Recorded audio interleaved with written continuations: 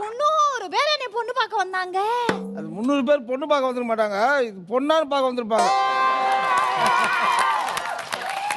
300 பேர் முதல்ல என்ன பொண்ணு பார்க்க ஏமா வந்தாங்க. 300 பேர் பாக்குறதுக்கான தர்பார் படமா?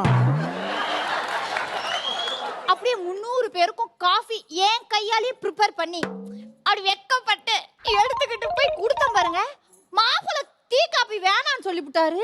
அப்புறம் இந்த காலத்துல இப்படி காபி டீ கூட குடிக்காத நல்லவரா இருக்காருன்னு தனியா பேசும்போது கேட்டேன். ஏங்க எங்க டீ காபி குடிக்க மாட்டீங்களான்னு கேட்டதுக்கு அந்த மனுஷன் சொல்றான், குடிப்பேன், இப்ப குடிச்சா போல கலைஞ்சிரும்லங்கறாயா.